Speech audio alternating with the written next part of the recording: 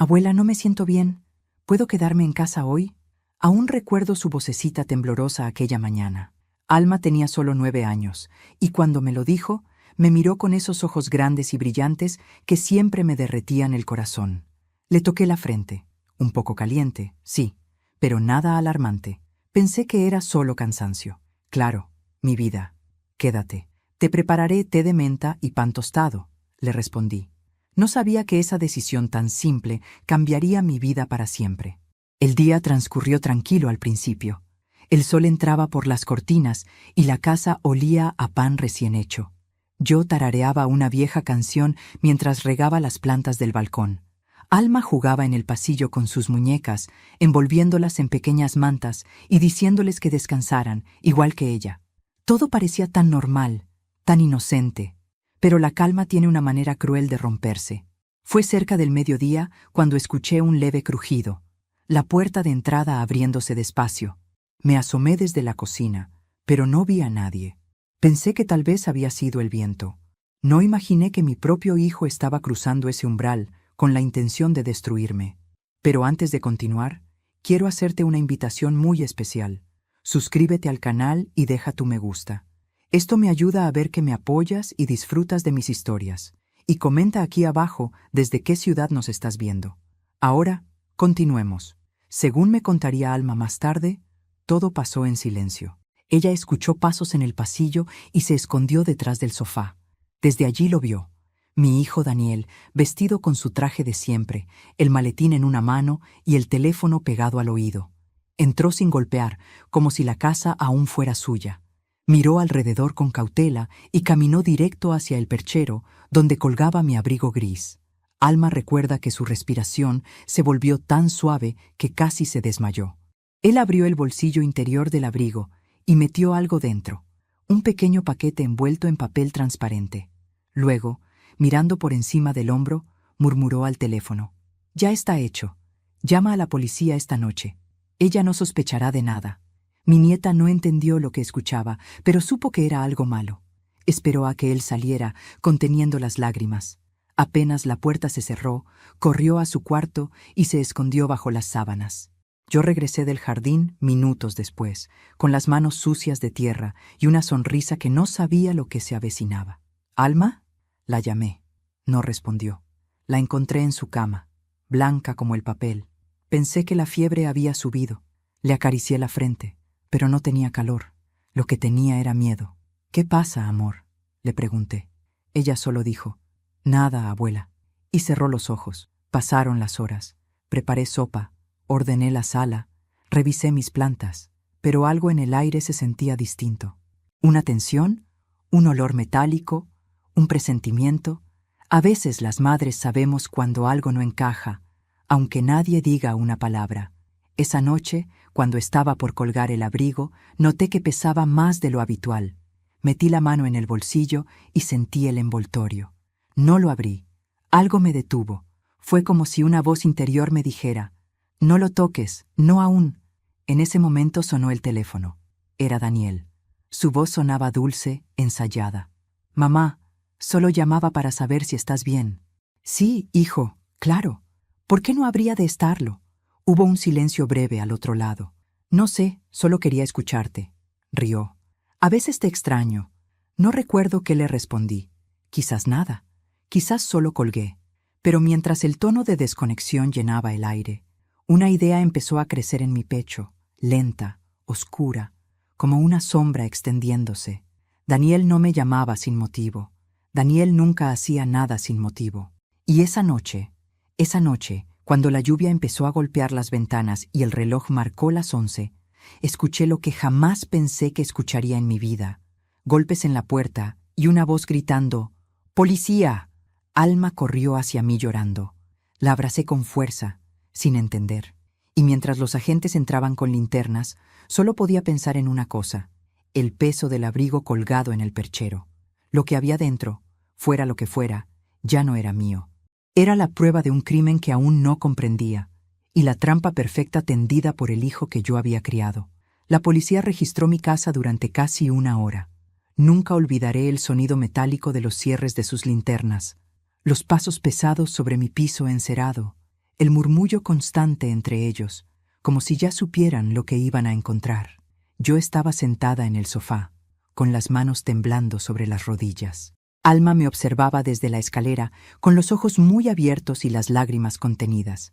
¿Puede explicarnos esto, señora Roldán?, preguntó uno de los agentes, sosteniendo el sobre que habían encontrado en mi abrigo. Tragué saliva. No sé qué es eso, dije con voz débil. Alguien debió ponerlo ahí. El agente me miró con una mezcla de sospecha y lástima. Siempre dicen eso, murmuró su compañero.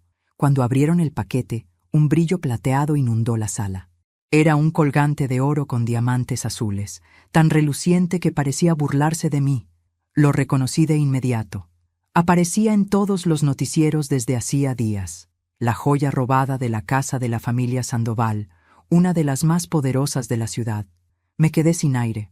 Sabía que no había explicación posible. Esa joya me condenaba sin necesidad de palabras. Después de revisar cada habitación, uno de los agentes dijo que volverían con una orden para llevarme a declarar. Cuando cerraron la puerta detrás de ellos, el silencio cayó como una losa. Alma bajó corriendo las escaleras y se abrazó a mí. «Abuela, fue papá», susurró entre sollozos.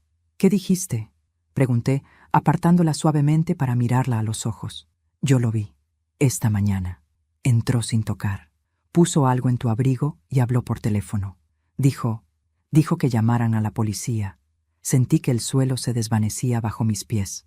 Durante unos segundos no supe si llorar o gritar. Mi hijo. Mi propio hijo». «¿Estás segura, mi amor?», pregunté con voz temblorosa. «Sí, abuela, lo juro». La abracé tan fuerte que casi no podía respirar. En su cuerpecito tembloroso encontré la única verdad que me quedaba. Esa noche no dormí. Cada sombra me parecía una amenaza. Cada ruido, un presagio. Pensaba en Daniel y en su esposa. Esa mujer que siempre me había mirado con desdén, como si yo fuera una carga vieja e inútil.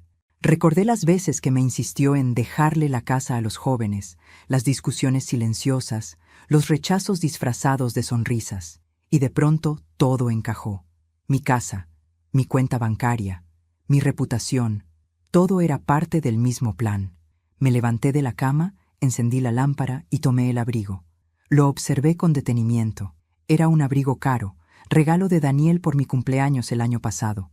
«Para que no pases frío, mamá», me había dicho entonces. Pero ahora entendía que también había sido un regalo con cerradura incluida. Revisé los bolsillos con cuidado. Además del colgante, había algo más en el fondo. Un pequeño pedazo de papel doblado. Lo saqué y lo abrí con manos temblorosas.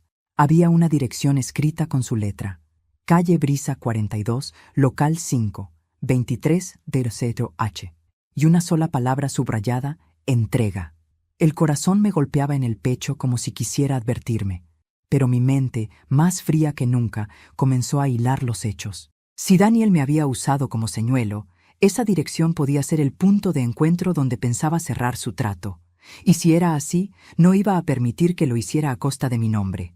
Fui hasta el teléfono, marqué su número. Contestó al tercer tono.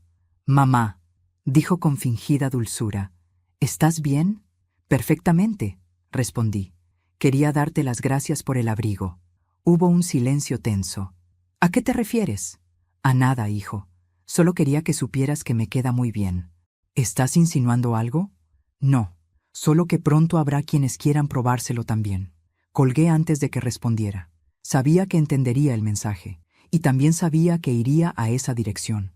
Daniel no soportaba sentirse descubierto. Iba a acudir para controlarlo todo. Siempre lo hacía. Pasé el resto de la noche escribiendo una carta. No para la policía, sino para Alma.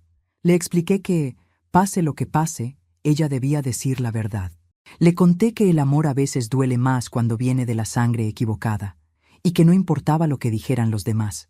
Una mujer honesta no se deja aplastar ni aunque la arrastren al suelo. Cuando terminé, guardé la carta en su mochila escolar.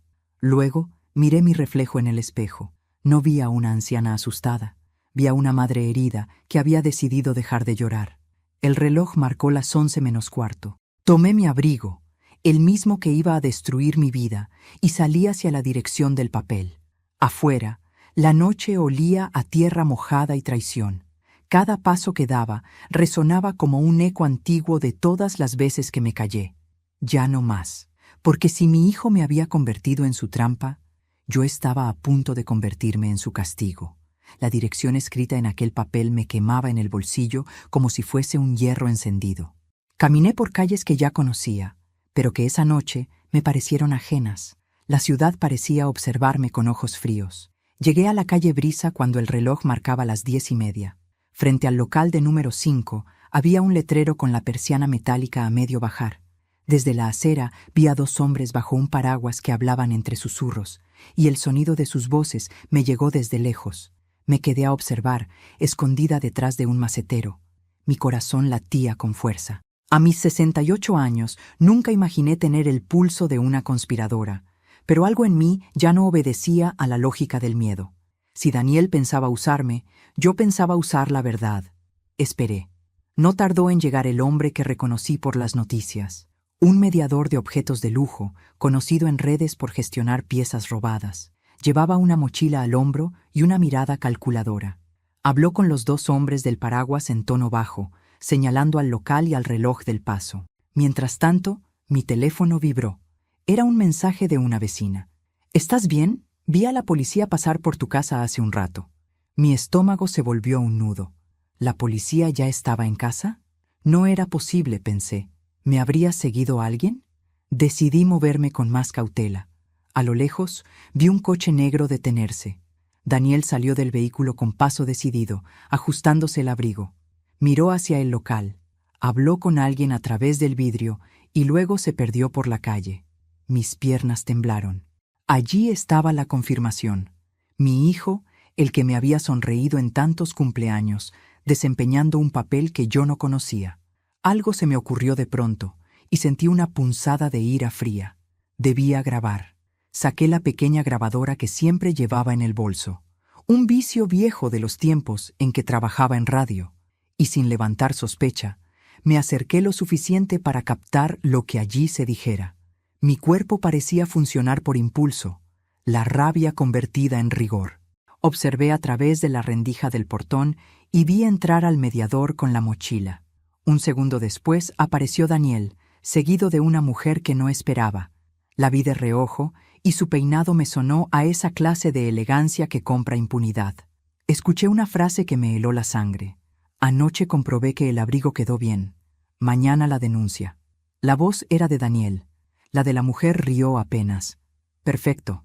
Nadie pensará en llevarla a casa si la detienen. Todo encajaba como una maquinaria cruel. Sentí que todo mi pasado se desmoronaba, y sin embargo, una parte de mí se ensanchaba. Había encontrado la evidencia que necesitaba. No quise esperar más.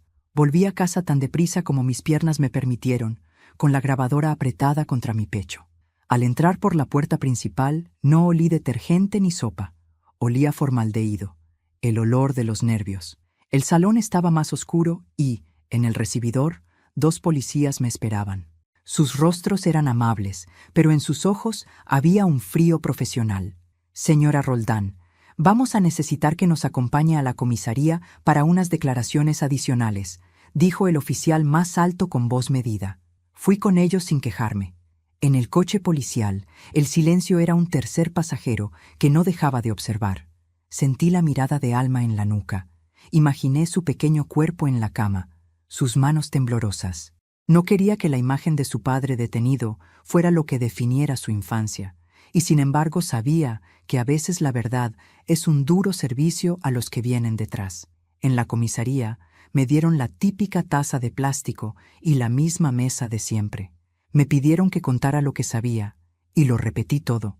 La visita de Daniel, lo que vio Alma, el abrigo, la dirección. Agregué que había estado en la calle y lo que había oído. El interrogatorio fue formal, con pausas y hojas que alguien hojeaba distraídamente. Cuando terminé, el oficial mayor me miró con una mezcla de respeto y extrañeza. «Tenemos que verificar su versión», dijo, «y habría que revisar las cámaras de la calle. También quisiéramos escuchar la grabación si la tiene». Asentí y con las manos que ya no me temblaban tanto, saqué la grabadora del bolso y la ofrecí. Ellos la tomaron con cuidado y prometieron usarla. Me hicieron preguntas sobre mis bienes, sobre mi relación con Daniel. A cada respuesta sentía que una telaraña invisible se tensaba. Les dije que mi única intención era proteger a mi nieta y mi nombre. Ellos anotaron. Luego me dejaron volver a casa para esperar. Pero yo no retrocedería. La verdad me guiaba ahora. Cuando crucé la puerta de regreso, vi a Daniel en la sala, con la camisa desabrochada y una expresión cansada. Sus ojos se encontraron con los míos, y por un instante creí que todo podría resolverse, pero su mirada no tuvo remordimiento, solo cálculo. Alma me abrazó y sollozó. «Abuela, ¿me perdonarás si dije todo?» Le acaricié el cabello y le respondí que había hecho lo correcto. Sentí, por primera vez, el peso de una decisión que no era tristeza ni alegría, sino justicia. Las horas siguientes fueron de movimiento. Oficiales revisando la ruta, vecinos declarando, el despliegue acostumbrado cuando la ciudad quiere respuestas. Daniel intentó sostener su versión con la misma serenidad con la que había puesto el abrigo en el perchero, pero su voz tuvo fisuras que la grabación ya había captado. Y yo ya no era la misma mujer de antes. Había algo despierto dentro de mí, una certeza que no me dejaría caer de nuevo en el silencio que otros usaban como arma. Nunca supe en qué momento perdí a mi hijo. A veces pienso que lo perdí mucho antes de que naciera su ambición. Quizá fue el día que dejé de corregirlo por miedo a herirlo, o cuando lo defendí frente a todos porque creía que un hijo debía sentirse amado, no cuestionado. ¡Qué ironía! Lo amé tanto que lo hice intocable, y los intocables terminan creyéndose dioses. Cuando Daniel era pequeño, tenía la sonrisa más luminosa que he visto en un niño. Le gustaba arreglar relojes viejos conmigo, desmontarlos pieza a pieza hasta ver el corazón del tiempo. Siempre decía, «Mira, mamá, los relojes solo se detienen cuando uno deja de querer arreglarlos». Yo me derretía de orgullo. Nunca imaginé que esa obsesión por arreglarlo todo se transformaría un día en una necesidad enfermiza de controlar a todos. De adolescente fue un genio en los estudios, el orgullo del colegio. Las maestras me felicitaban y yo sonreía, pero detrás de esa sonrisa empezaban a formarse grietas. Daniel no soportaba perder, ni siquiera en un juego. Si alguien lo superaba, lo humillaba. Si algo salía mal, culpaba a otro. Y yo siempre lo disculpaba. «Es que tiene un carácter fuerte», decía yo. No veía el peligro de mis propias palabras. Los años pasaron y la dulzura de niño se volvió frialdad de hombre. Cuando consiguió su primer trabajo en el banco, me llevó flores. «Mamá, lo logré gracias a ti», me dijo abrazándome. Pero en sus ojos había algo que no entendí entonces. Una sombra que no era cansancio, sino soberbia. Fue ahí cuando conoció a Laura, su esposa. Una mujer elegante, calculadora, con esa sonrisa de hielo que solo se aprende en lugares donde el amor se usa como herramienta. Desde el primer día me miró como si yo fuera una intrusa en su nuevo mundo. Yo intenté agradarle. Cocinaba sus platos favoritos, le hacía regalos, cuidaba a Alma cuando ellos salían. Pero nunca fue suficiente. Su mirada lo decía todo. Yo sobraba. Y Daniel, mi Daniel, ya no era mi hijo cuando estaba con ella.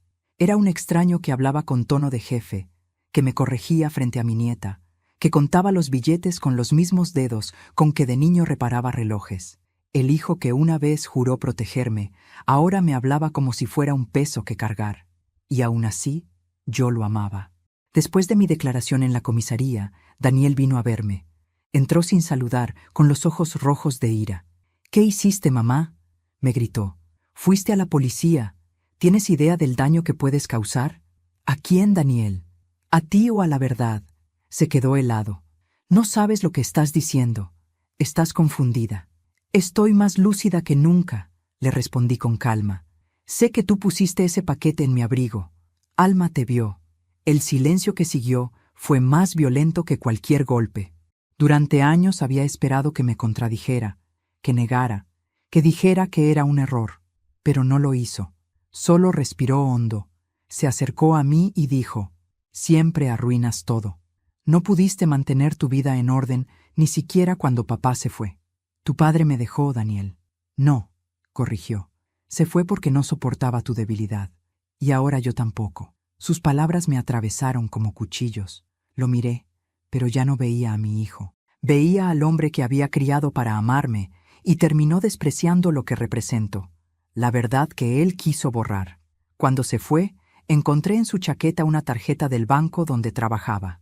En la parte de atrás había una anotación con números y una fecha. Llamé a una vieja amiga, Teresa, que aún trabajaba allí. Esa noche, en voz baja, me confirmó lo que temía. Mi cuenta había sido vaciada 3 días antes. Las transferencias llevaban la firma de Daniel. Había falsificado mi autorización.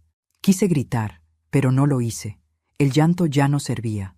Llorar es una forma de pedir, y yo ya no pedía nada.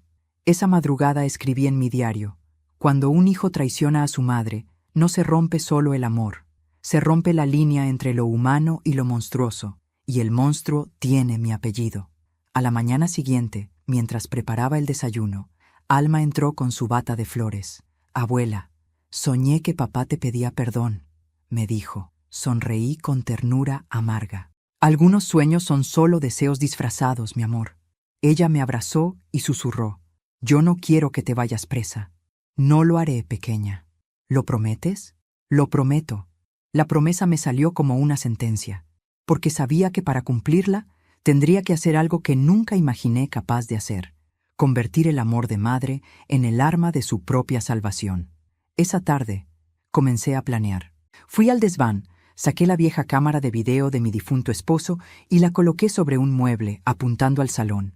Grabé mi voz diciendo: «Hoy es lunes. Mi hijo Daniel Roldán me ha robado. Ha intentado inculparme y planea vender mi casa. Si algo me sucede, esta grabación será mi testimonio».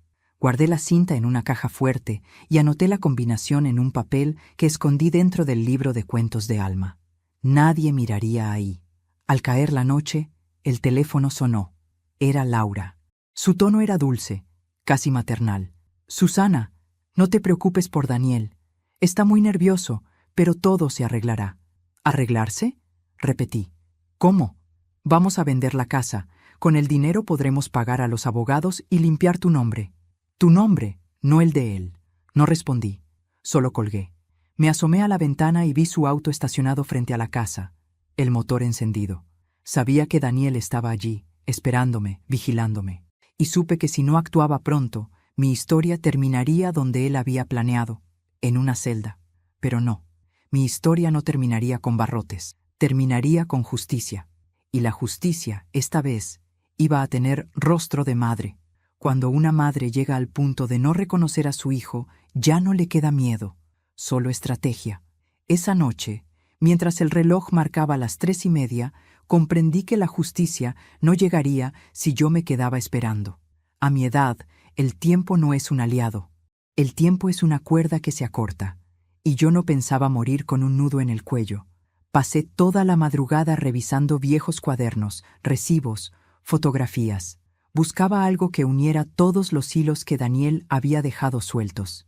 Entre las carpetas del armario encontré facturas del banco firmadas con mi nombre y selladas con la firma de su jefe, un sello falso. También hallé copias de correos que él mismo había impreso y guardado, mensajes entre él y una mujer de nombre Isabel Fuentes, gerente de seguridad bancaria. Las frases eran breves, codificadas, pero claras. «El movimiento se hará el lunes. Ella no sospecha. Cierra la cuenta después». Ahí lo tuve, la prueba de su crimen. No solo me había usado, sino que lo había hecho con ayuda desde adentro. Pero antes de continuar, quiero hacerte una invitación muy especial. Dime aquí en los comentarios qué te está pareciendo esta historia hasta ahora y qué harías tú en mi lugar. No te vayas del video, porque lo que viene a continuación te pondrá la piel de gallina. A la mañana siguiente, preparé café y esperé a que mi vecina Marta pasara a dejarme el pan, como hacía todos los días. Marta era de esas mujeres que saben más de lo que aparentan. Había trabajado años como secretaria en la comisaría y aunque ya estaba jubilada, seguía teniendo contactos. «Tienes mala cara, Susana», me dijo apenas me vio. Le conté todo. No me interrumpió ni una sola vez. Cuando terminé, solo dijo: «Necesitamos pruebas y suerte». Le mostré los papeles, los correos y la dirección del banco. Ella los revisó con mirada experta y me dijo: «Podría conseguirte las cámaras de seguridad de tu calle. Si Daniel entró ese día, lo veremos. Pero necesito un favor. Lo que quieras. No hagas nada hasta que las tenga. Asentí, aunque ya sabía que no cumpliría esa promesa. Esa noche, preparé la casa. Coloqué discretamente la vieja cámara de video detrás de una cortina, apuntando al sofá del salón. También dejé el abrigo gris en el perchero, el mismo que había usado Daniel para incriminarme. No lo lavé, no lo toqué. Sabía que, si él regresaba, iría directo a ese abrigo. Era su trofeo. Encendí una vela junto al retrato de mi difunto esposo y le hablé en voz baja. No sé si me escuchas, Carlos, pero necesito fuerzas. Hoy no lucho por mí, sino por la niña, por nuestra alma. El viento golpeaba las ventanas con furia. Todo parecía una escena escrita para el final, pero no era el final, aún. Era el comienzo de mi venganza. A las 10 de la noche, Daniel me llamó. «Mamá, quiero hablar contigo». «Ven», le respondí sin titubear. «¿Sola?» «Siempre lo estoy». Colgué antes de que respondiera. Marta, desde su casa, sabía lo que ocurría. Le había prometido que, si no respondía a su mensaje en una hora, llamaría a la policía. Preparé té y esperé. El sonido del timbre me sacudió el alma. Daniel entró con su sonrisa ensayada, esa que antes derretía a los demás, pero que a mí solo me daba frío. «Mamá, tenemos que arreglar esto», dijo. «¿Arreglar qué, hijo? ¿Mi ruina o tu conciencia? Por favor, no empieces con tus dramas. La policía está confundida. Yo puedo hablar con ellos, hacer que retiren los cargos». «¿A cambio de qué?», pregunté, sirviendo el té sin mirarlo. «De que firmes la venta de la casa. Así todo quedará en familia». Reí con suavidad. «Claro. Y luego me dejarás morir tranquila, ¿no?». Daniel frunció el ceño. «No hables así. No quiero hacerte daño». «Ya lo hiciste, hijo, pero aún puedes remediarlo». Le señalé el sofá. «Siéntate. Tenemos mucho de qué hablar». Encendí la grabadora que había escondido bajo la mesa. El pequeño clic pasó desapercibido entre el sonido de la lluvia. Conversamos durante más de media hora. Yo fingí debilidad. Le hablé de la infancia, del reloj que arreglábamos juntos, de cómo me sentía sola desde la muerte de su padre. Él se relajó. De a poco, la máscara cayó. Me habló de sus deudas, del préstamo que había pedido a personas peligrosas, de cómo necesitaba vender la casa para salvar su futuro, hasta que dijo algo que me cortó el aire. «No me mires así, mamá. Todos lo hacen. Papá también lo habría hecho si siguiera vivo. Tu padre jamás habría robado». «¿Ah, no?», respondió con una sonrisa torcida. «Entonces no sabes quién lo ayudó con sus negocios cuando se endeudó». «¿Qué estás diciendo?». «Que tú firmaste los primeros papeles, mamá. Solo que nunca te diste cuenta». El silencio fue brutal. Me quedé helada. No sabía si mentía o si había algo que yo misma había olvidado. Pero no importaba. El hijo que había criado usaba mis recuerdos como cuchillos. «Te has convertido en tu peor versión, Daniel», le dije. Él se levantó bruscamente. «No lo entiendes. Yo solo quiero salir adelante, y si tú no cooperas, alguien saldrá lastimado». Salió de la casa dando un portazo. La taza de té quedó intacta, aún humeante. Marta llegó poco después. Había conseguido las grabaciones de las cámaras. Se veía claramente a Daniel entrando a mi casa el día del robo. Las guardó en un pendrive y me lo entregó. «Esto lo hunde», dijo. «No, Marta, esto apenas empieza». Guardé el pendrive junto a la grabación de nuestra conversación. Tenía las piezas necesarias, pero aún me faltaba la jugada final. Miré el reloj del pasillo. Las agujas parecían más vivas que nunca. El tic-tac me recordaba al niño que decía que los relojes solo se detienen cuando uno deja de querer arreglarlos. Sonreí con tristeza. Tal vez tenía razón. Pero ahora yo no quería arreglarlo. Quería detenerlo.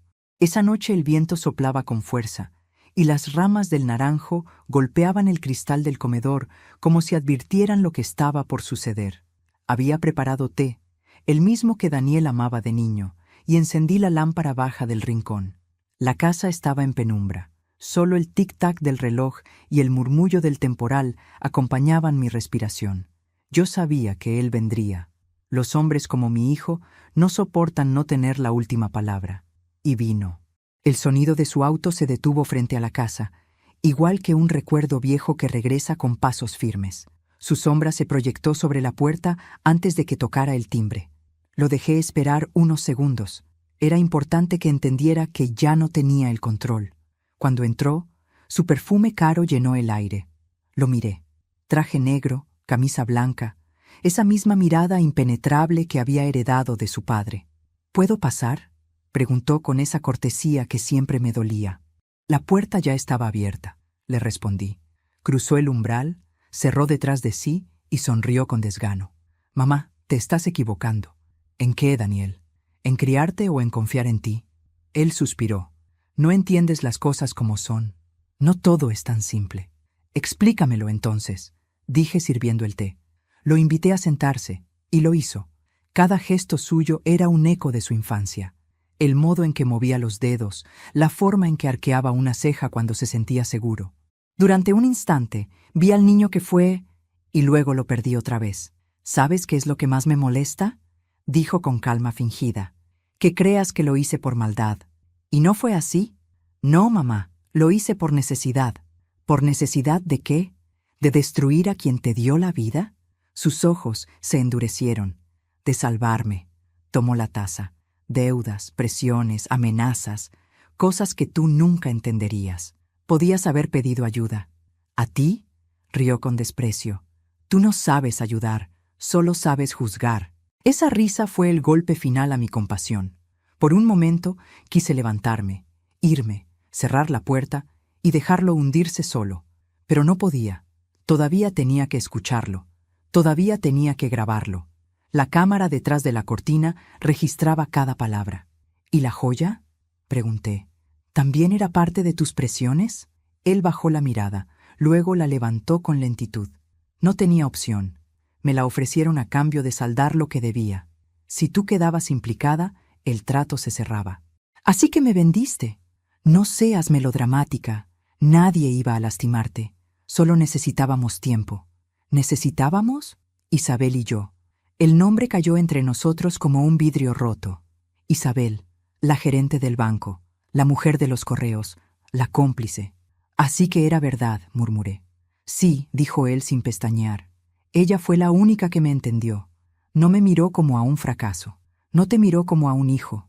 Te usó, igual que tú me usaste a mí. Daniel apoyó la taza, temblando levemente. Tú no sabes lo que es vivir con miedo. ¿Miedo?, pregunté con voz baja. Yo he vivido con miedo toda mi vida, Daniel.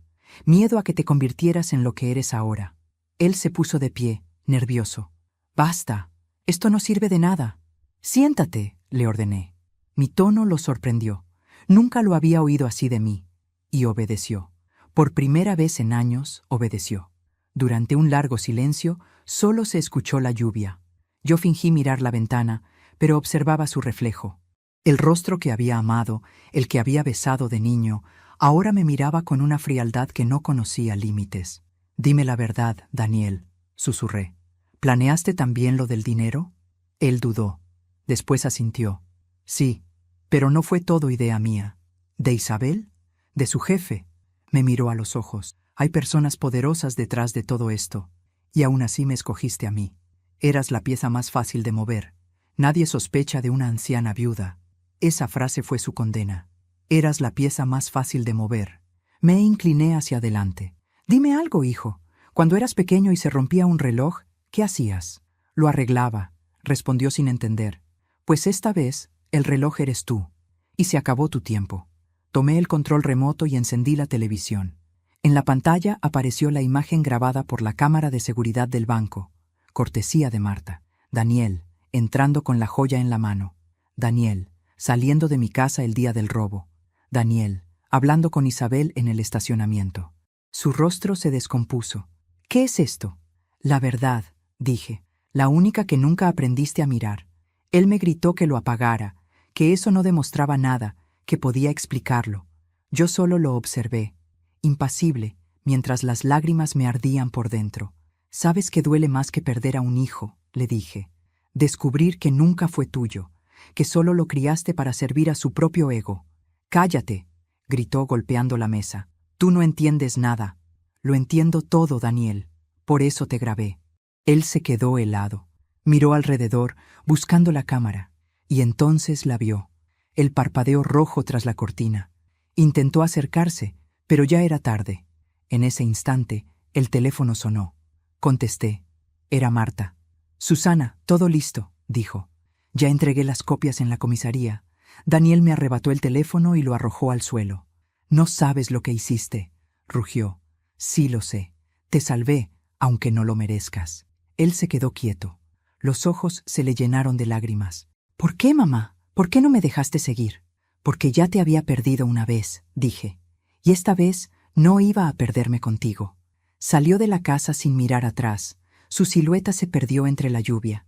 No supe si volvería. Solo me quedé allí, en el silencio, con la grabadora aún encendida, sus palabras resonando como un eco maldito. «Eras la pieza más fácil de mover». Por primera vez en mucho tiempo, no lloré. Solo cerré los ojos y recé para que la justicia, la verdadera, no la de los tribunales, encontrara su camino. El reloj del pasillo marcó la medianoche, y yo, con el alma hecha pedazos, supe que la próxima vez que escuchara golpear a la puerta, no sería mi hijo quien estuviera del otro lado. No dormí aquella noche. El silencio era tan pesado que parecía un castigo. Cada tic del reloj era un latido del alma recordándome lo que había hecho y lo que aún estaba por venir. Había entregado las pruebas, había sellado el destino de mi hijo, y sin embargo, una parte de mí seguía deseando, con una esperanza estúpida, que todo fuera un mal sueño. Me senté junto a la ventana, mirando cómo la lluvia lavaba las calles. Las luces de los autos se reflejaban en los charcos como fantasmas que iban y venían. Pensé en Daniel, en el niño que alguna vez me abrazaba para dormirse, en el joven que me prometía hacerme sentir orgullosa. Y me pregunté en qué momento exacto se torció el amor. ¿Fue mi culpa? ¿O el mundo se lo tragó mientras yo miraba hacia otro lado? A las 5 de la mañana sonó el teléfono. Era Marta. «Susana». Su voz sonaba temblorosa. «Van a actuar hoy. Tienen orden de arresto». Me quedé en silencio. «¿Hoy?» «Sí. No te preocupes, todo está en regla. Las pruebas son suficientes». «¿Dónde?» «En su casa. A las 8». Cerré los ojos. El alma me pesaba tanto que apenas podía respirar. Había querido justicia, pero en ese momento solo sentía vacío. La justicia, cuando toca sangre, ya no se siente como triunfo, se siente como mutilación. A las 7:30 me vestí despacio. Escogí un vestido oscuro, un abrigo sencillo. Alma aún dormía. Le dejé una nota sobre la mesa. «Te amo, mi niña. Hoy las cosas se pondrán difíciles, pero recuerda, la verdad no es el enemigo es el miedo». Tomé el paraguas y salí bajo la lluvia. La ciudad estaba envuelta en una neblina gris que olía a desvelo. Cada paso me acercaba al final de algo, y al principio de algo que no sabía nombrar. Cuando llegué a la casa de Daniel, los patrulleros ya estaban estacionados frente a la entrada. 2 agentes esperaban instrucciones. Marta, desde su coche, me hizo un gesto de apoyo. Yo me quedé de pie frente al portón, inmóvil. El frío me calaba los huesos, pero no me moví. A las 8 en punto, la puerta se abrió. Daniel salió con el teléfono en la mano, hablando con alguien. Llevaba su traje gris, ese que usaba para impresionar al mundo. Cuando vio a los agentes, se detuvo, confundido. «¿Qué pasa aquí?», preguntó. El jefe del operativo se acercó. «Daniel Roldán, queda usted detenido por fraude, falsificación de documentos y obstrucción de justicia». Daniel rió con incredulidad. «Debe ser una broma. ¿Quién los envió?» «Su madre», respondió el oficial con voz firme. El mundo pareció detenerse. Sus ojos me buscaron entre la multitud.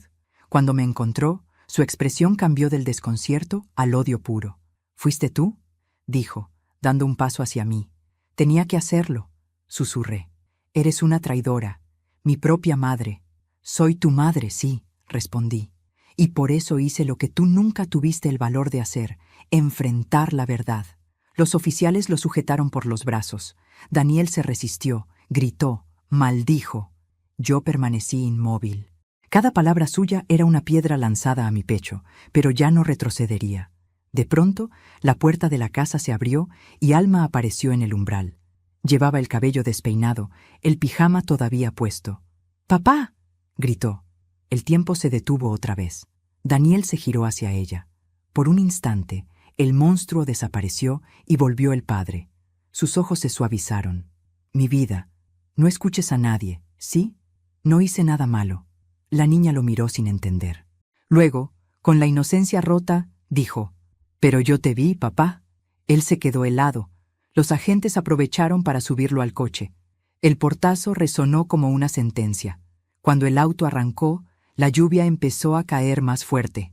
Me quedé junto a la verja, empapada, con las lágrimas mezclándose con el agua. Marta se acercó y me abrazó sin decir palabra. El mundo entero parecía guardar silencio por respeto al dolor de una madre. Alma corrió hacia mí y me abrazó las piernas. «¿Papá va a volver?», preguntó. Respiré hondo. «Algún día, tal vez». «¿Está enojado contigo?». «Sí, pero algún día entenderá. Y si no entiende, entonces tendremos que perdonarlo nosotras». Pasaron las horas. En la comisaría, todo fue un desfile de firmas y declaraciones. Daniel negó al principio, pero la evidencia era irrefutable. La grabación, los correos, las transferencias, el video del banco. Intentó culpar a Isabel, pero ella también había sido arrestada esa mañana. Los dos se hundieron juntos, como dos náufragos atados por la ambición. Cuando el juez dictó prisión preventiva, sentí que me arrancaban el corazón y me lo devolvían vacío. La justicia había llegado, pero el precio era devastador. Antes de llevárselo, Daniel me pidió verla. Acepté. Nos dejaron 5 minutos en una sala pequeña, con paredes frías y olor a café viejo. Él estaba esposado, pero mantenía la postura altiva. «¿Te sientes mejor ahora?», preguntó. «No», respondí, «pero al menos puedo mirarte sin mentiras». «¿Me odias?». «No, hijo, no sé odiarte». «Entonces, ¿por qué?». «Porque preferí perderte viva antes que enterrarte muerto por dentro». Daniel desvió la mirada. «Papá también te habría odiado por esto». «No lo creo». «Claro que sí», dijo con amargura. «Tú nunca supiste entenderlo. Y tú nunca supiste amarme», susurré. El guardia abrió la puerta. Daniel se levantó y antes de irse, dijo sin mirarme, «Algún día te arrepentirás». «Ya lo hago, hijo», respondí. «Desde el día en que dejé de corregirte por miedo a perderte, cuando la puerta se cerró, sentí que el alma se me partía en dos. Quise llorar, pero no tenía lágrimas, solo un cansancio profundo, antiguo, que pesaba más que cualquier tristeza. Esa noche regresé a casa con Alma. La niña no preguntó mucho. Se sentó a mi lado en el sofá y se durmió con la cabeza sobre mi regazo. Miré su carita dormida y pensé que ese era mi verdadero milagro, que la inocencia aún pudiera existir en medio de tanta oscuridad. Me levanté con cuidado, la cubrí con una manta y caminé hacia el balcón. La lluvia había cesado. El cielo mostraba un tímido resplandor entre las nubes. Encendí una vela y la dejé sobre la baranda, no como símbolo de luto, sino de esperanza. Una esperanza humilde, vieja, pero viva. Marta vino a verme al día siguiente. Traía el periódico bajo el brazo. En la portada se leía: «Cae red de fraudes financieros. Madre entrega pruebas contra su propio hijo».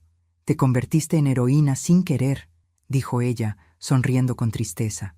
«No hay héroes aquí, Marta, solo víctimas. A veces la verdad también salva». «A veces», respondí, «pero siempre duele». Esa noche, mientras escribía en mi diario, escuché la voz de Alma desde su cuarto. «Abuela». «Sí, mi amor. ¿Tú también tienes miedo?». «Sí, un poco». «¿Y qué haces cuando tienes miedo?». Sonreí. Respiro, cierro los ojos y recuerdo que la verdad me pertenece. ¿Y si la verdad te hace llorar?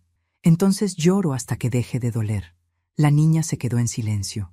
Minutos después, la oí murmurar: «Yo también te creo, abuela». Me tapé la boca para contener el sollozo. Nunca supe si lloraba de dolor o de alivio. Quizás de ambos. Durante los días siguientes, la casa se llenó de periodistas, abogados, llamadas. Rechacé todas las entrevistas. No quería fama ni compasión. Solo quería paz. Una tarde, recibí una carta del penal. Era de Daniel. La abrí con manos temblorosas. Solo había una frase escrita con su letra: «A veces pienso en los relojes que arreglábamos juntos. Tal vez este también pueda repararse». Cerré la carta y la guardé en un cajón. No la respondí. El amor de madre sigue ahí, pero ahora es una llama pequeña. silenciosa. Ya no quema, solo ilumina lo necesario. Esa noche salí al jardín. El viento movía las ramas del naranjo, y por un instante creí escuchar la voz de Carlos, mi difunto esposo. Ya está hecho, Susana. Lo hiciste bien. Miré al cielo y dejé que el aire frío me acariciara el rostro. La justicia había llegado, sí, pero no traía paz, traía aprendizaje, y a mi edad, el aprendizaje duele más que la culpa. Regresé a la sala, apagué las luces y observé el reloj del pasillo, el mismo reloj que Daniel arreglaba de niño. Las agujas giraban con un sonido suave, constante. Lo toqué con los dedos y murmuré: «El tiempo no se detuvo, hijo, pero esta vez no seré yo quien lo repare».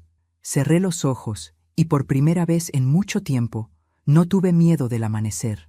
Han pasado 6 meses desde aquella noche, 6 meses desde que vi a mi hijo esposado bajo la lluvia, mientras mi nieta lloraba entre mis brazos y el reloj marcaba el final de una historia que nunca imaginé vivir. Y aunque la vida ha seguido su curso, dentro de mí el tiempo no avanza igual. Sigue detenido en esa imagen. Daniel mirándome con odio y miedo al mismo tiempo. 2 emociones tan humanas que duele admitir que alguna vez lo llamé mi orgullo.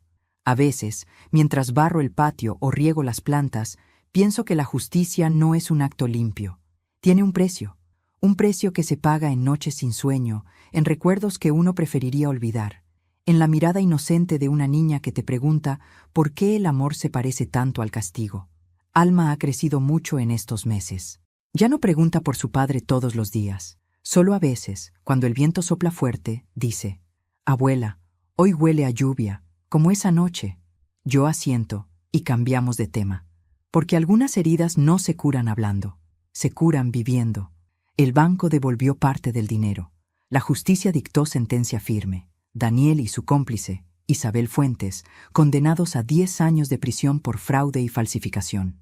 El resto de la red fue desmantelada. Y aunque muchos me llaman valiente, yo no me siento así. No hay valentía en destruir a quien una vez amaste, solo necesidad. Con el dinero recuperado compré una pequeña casa en las afueras, una casita blanca con jardín y naranjos, igual que los de mi infancia. Allí vivo con Alma. Las mañanas son tranquilas, preparo café, abro las ventanas, dejo que entre la luz, pero por las noches, cuando el silencio se instala, me descubro hablándole a un fantasma. No al de mi esposo, sino al de mi hijo, el Daniel que ya no existe. Un día recibí una llamada del penal.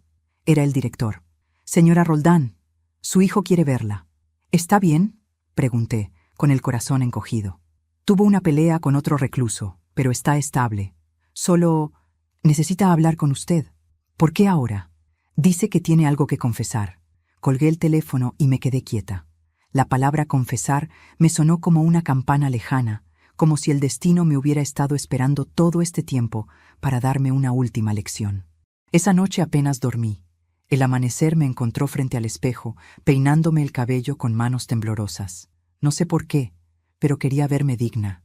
No por orgullo, sino porque los perdones, cuando se dan, deben darse de pie. Cuando llegué al penal, el guardia me guió hasta la sala de visitas.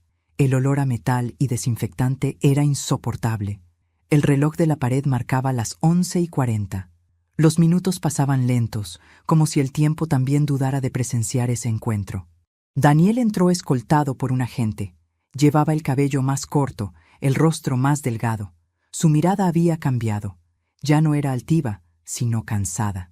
Se sentó frente a mí, separándonos el vidrio del locutorio. «Hola, mamá», dijo con voz ronca. «Hola, hijo. Pensé que no vendrías». «Yo también lo pensé», respondí. «Pero aquí estoy». Nos miramos largo rato sin hablar. El silencio entre los dos tenía peso propio. Era el resumen de una vida entera. Finalmente, Daniel bajó la vista. «He estado pensando mucho», dijo, «en lo que hice, en lo que te hice». «¿Y qué concluiste?». «Que no era solo culpa mía». Fruncí el ceño. «¿A qué te refieres?». «A que no robé solo por ambición. Robé porque estaba siguiendo un plan que no era del todo mío». Su tono era extraño, casi temeroso. «¿De Isabel?», pregunté. «No, de alguien más». «¿Quién?». «De papá». Me quedé helada. «Tu padre está muerto, Daniel». «Sí, pero antes de morir dejó cosas sin resolver». Sacó una hoja doblada del bolsillo de su uniforme. Esto lo encontré entre mis cosas hace unos días. Una carta suya. No sé cómo llegó ahí. El guardia permitió que me la mostrara a través del vidrio. La caligrafía era inconfundible. La de Carlos, mi difunto esposo. Daniel, si alguna vez necesitas dinero, busca a Isabel Fuentes. Ella sabrá qué hacer. Le debo un favor. No le digas nada a tu madre. No lo entendería. El mundo me giró en la cabeza. Carlos, mi Carlos.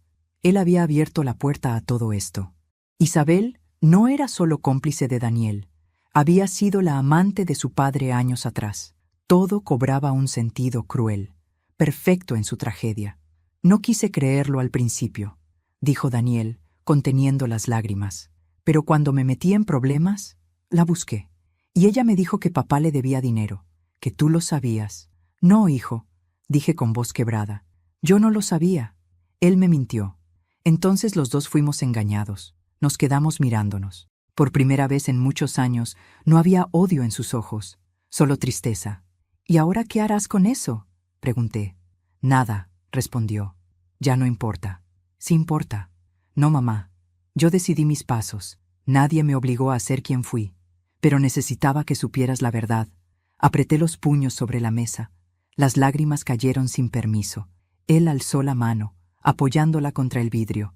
Yo hice lo mismo. Y por un instante nuestras manos se tocaron a través de la distancia.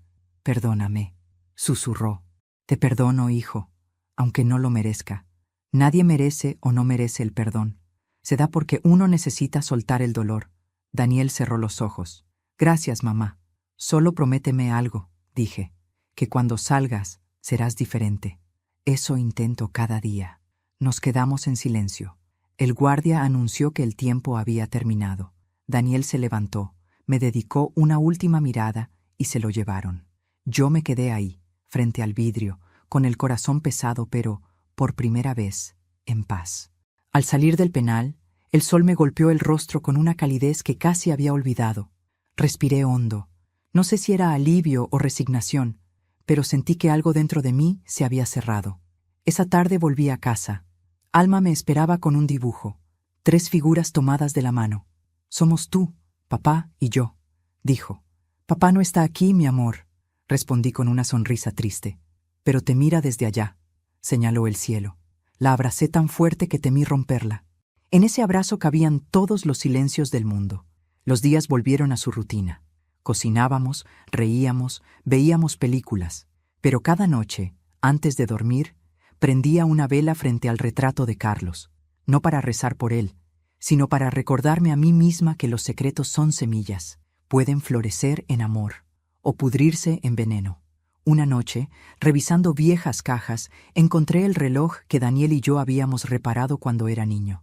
Estaba cubierto de polvo, detenido. Lo limpié con cuidado y con un destornillador intenté hacerlo funcionar. El mecanismo hizo clic y comenzó a latir de nuevo. El sonido llenó la habitación como un corazón resucitado. Entonces comprendí algo. No todo lo roto necesita desaparecer. Algunas cosas pueden volver a moverse, aunque el tiempo las haya castigado. Un mes después recibí una nueva carta del penal. Era corta, sin drama, sin disculpas. Solo decía: el reloj sigue andando. Gracias por enseñarme a repararlo. Sonreí.